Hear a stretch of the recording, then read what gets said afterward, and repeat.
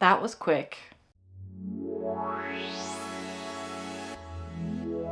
So in follow-up to the video that I posted yesterday, the Minimal Phone Company has released a demo of the engineering sample. Now, if you haven't seen the demo yet, I'll link it down below and you can check it out for yourself. We're going to go through frame by frame to get a better idea of what the Minimal phone will look like and how it will perform. So in the first frame and the first shot itself, we can see the 3 different color variations of the devices.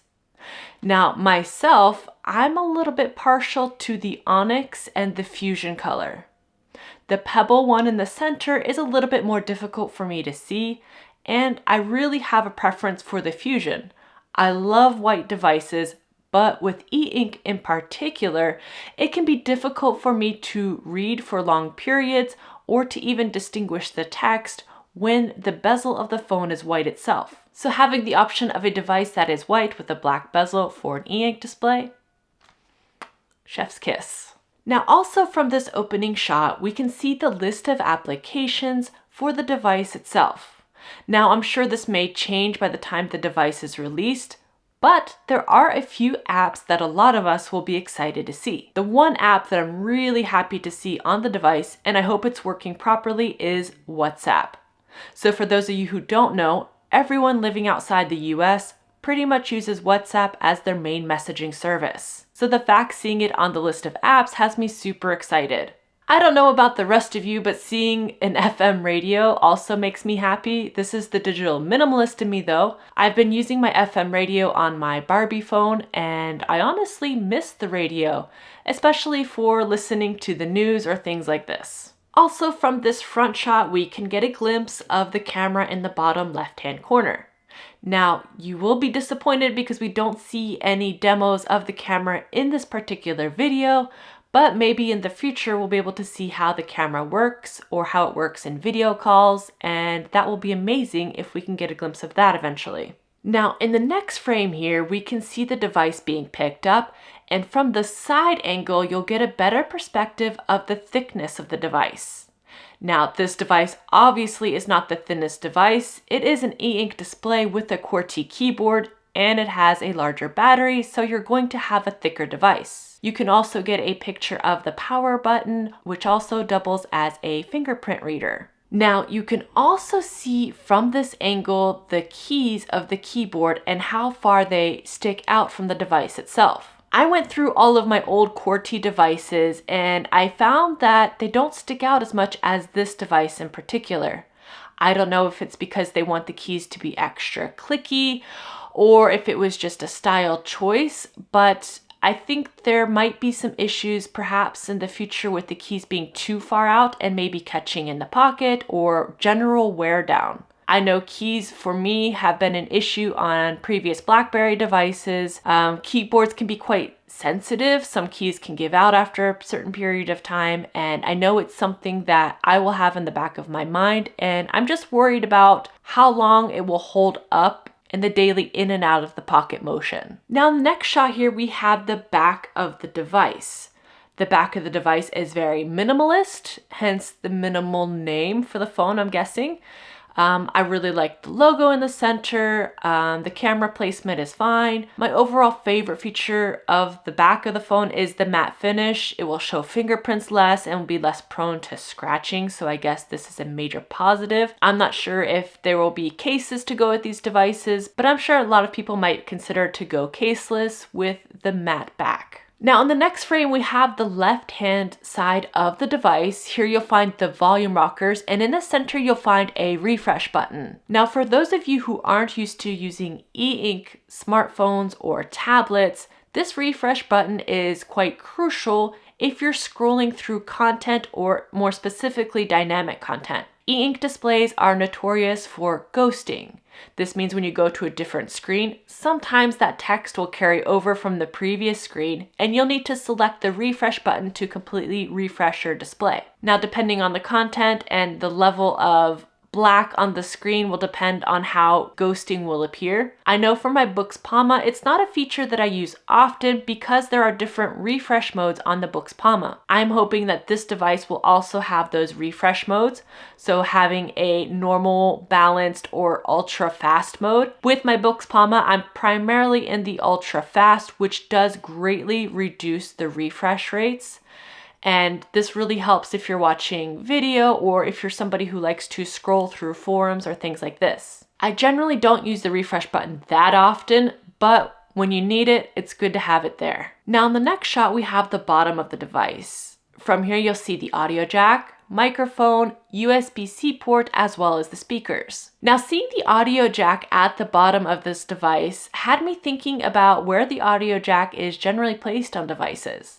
I went through all of my old phones and MP3 players, and I only found one device that I had the audio jack at the bottom of the device, and this was my iPod Nano. I do remember this because I really enjoy the audio jack at the bottom of the device because generally when I'm putting devices in my pocket, I'm putting the screen down and the bottom up. I don't know, it's just habit, but having the audio jack placed at the bottom is actually pretty smart, especially if you're used to using wired headphones and you don't want it tangled up in your pocket or losing that extra length of the wired headphones by having it at the top or the side of the device. Just something I thought I would point out for those of you who do use wired headphones. Now in the next shot, we have the top of the device. Here we have another microphone, and we also have another angle to view the height of the keyboard. Again, this keyboard is a little bit more raised than any device I have. I've compared my BlackBerry Torch, my Q10, my Q20, and even my newest old phone, which is the Samsung Galaxy Y Pro. All of these keyboards have a lower profile for the keyboard, so I'm really curious to how this keyboard will work,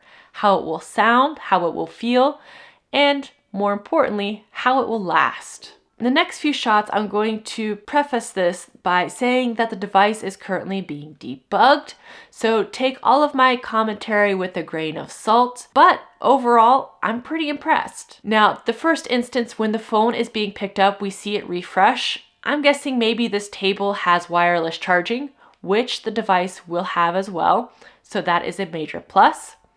But seeing e-ink refresh is completely normal, especially when you're opening apps or switching apps, you're going to see a refresh generally. Now, depending on how flashy it is will depend on the refresh mode of the device itself. Again, I'm hoping that there will be refresh modes to kind of set how each user wants to refresh their device. I generally, again, use an ultra fast refresh for my Booksmama. This does take away detail, but since I'm visually impaired, I don't see much detail anyway, so I kind of sacrifice that for the lack of blinking because I'm very light sensitive and I have a lot of issues with pain, and seeing things flash a lot can really bother my eyes. So having less flash is better in my case, but some people might not mind the flash and want to see very crisp details, and that's completely understandable as well. Now, seeing the device in hands is really insightful to see the proportions of the device and to see how it will actually look in hands. Now, I like the fact that there is a lot of key travel on this device. All of my other devices are quite compact and more pocketable, so having a device that has a larger key travel will make typing a lot more comfortable,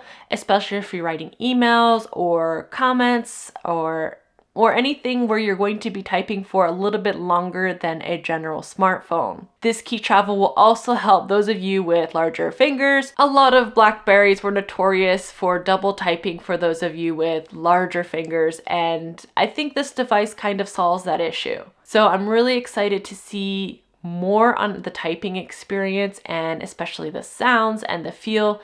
And I think having that described by somebody using the device in hands will be really useful for those of you looking for a specific feeling to your QWERTY device. Now, seeing the device in action and opening an app, for example, there'll be a refresh. This is normal. This is not something that's probably going to go away. Every e-ink device I have does this. And I actually think the Minimal phone is handling itself quite well when it comes to refresh. Now, when you see the typing on the device, there is no refresh. If you're using another e-ink device that has a touch screen, for example, For example, my book's Palma, when I'm typing on it, each letter I press, the screen refreshes, which is super annoying. The only way to get around this is actually to use a Bluetooth keyboard, and that's not really convenient when you're on the go. So seeing the Minimal phone not refreshing while each letter is going on the screen is a huge plus in my book. As far as the text itself, since I'm so visually impaired, I cannot see what's being written on the screen. I can't see really the text itself. I hope for accessibility features, there's an option to increase the size of the text, as well as an option to have dark mode. So that way, those of us who are visually impaired will be able to see the contrast and be able to read as easily as possible. In my opinion, I found the device quite snappy. When it was going from one app to another, I found it was considerably faster than my book's Palma. This is huge, and this will be really useful for those of you who like multitasking and going from different apps very quickly. In the next shot, we can see a call being made between two devices. From this, it is really nice because you can see that you can type the number in with the physical keyboard, or you can choose to type on the touchscreen itself. As somebody who loves QWERTY keyboards, I really hate typing phone numbers on those devices, so having the option to type in the number on the touchscreen is super useful. I love this feature on my BlackBerry Q10 as well, and having this option to kind of use as you want for certain things is super helpful.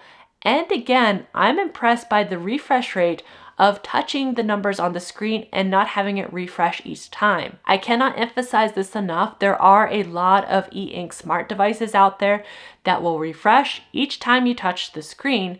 So seeing this device and how quick it moves from app to app, how much it's not refreshing constantly like other devices is really a major plus. It's also nice to see that the phones can call, since this is a phone that's very important. I also saw in the comments that they said they were using Google Fi to make these phone calls, so that answers a lot of questions for those of you wondering if it had eSIM capability. Overall, I'm really happy that they put out this video. Thank you so much, Minimal Phone Company, for the quick response and the demo. I think this will give backers a sense of reassurance that the device is on the right track. And honestly, I'm very impressed so far with what the device has to show. There are, of course, a lot of things people will want to see.